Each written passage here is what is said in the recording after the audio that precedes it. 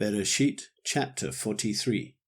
But the scarcity of food was severe in the land, and it came to be, when they had eaten up the grain which they had brought from Mitzrayim, that their father said to them, Go back, buy us a little food. But Yehudah spoke to him, saying, The man vehemently warned us, saying, You do not see my face, unless your brother is with you. If you let our brother go with us, we go down and buy food. But if you do not let him go, we do not go down, because the man said to us, You do not see my face, unless your brother is with you. And Yisrael said, Why did you do evil to me to inform the man that you still had another brother? And they said, The man kept asking about us and our relatives, saying, Is your father still alive? Have you another brother? And we informed him according to these words. How could we know that he would say, Bring your brother down? And Yehudah said to Yisrael his father, Send the boy with me, and let us arise and go, and live and not die, both we and you, and also our little ones. I myself shall stand guarantee for him. From my hand you are to require him. If I do not bring him back to you and set him before you, then let me bear the blame forever. For if we had not delayed, truly by now we could have returned the second time. And their father Yisrael said to them, If so, then do this. Take some of the best fruit of the land in your vessels, and bring a present down for the man, a little balm and a little honey, spices and myrrh, nuts and almonds.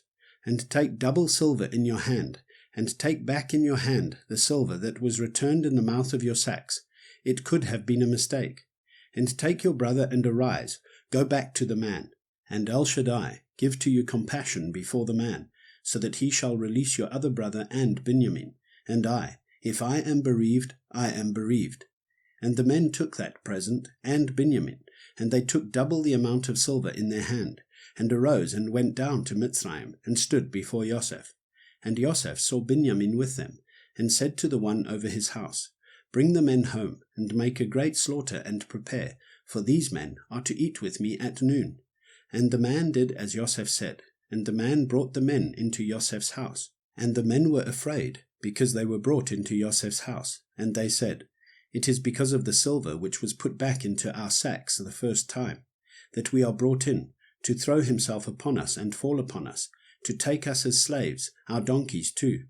So they came near to the man over the house of Yosef, and spoke to him at the door of the house, and said, O my master, we indeed came down the first time to buy food, but it came to be, when we came to the lodging place, that we opened our sacks, and saw each man's silver in the mouth of his sack, our silver in its weight, and we have brought it back in our hand, and we have brought down other silver in our hands to buy food.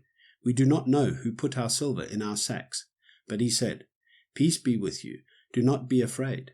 Your Elohim and the Elohim of your father has given you treasure in your sacks. Your silver had come to me. And he brought Shimon out to them.